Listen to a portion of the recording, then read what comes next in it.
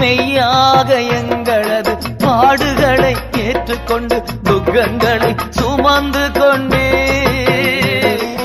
மெய்யாக எங்களது பாடுகளை ஏற்றுக்கொண்டு துக்கங்களை சுமந்து கொண்டே ஐயா துக்கங்களை சுமந்து கொண்டே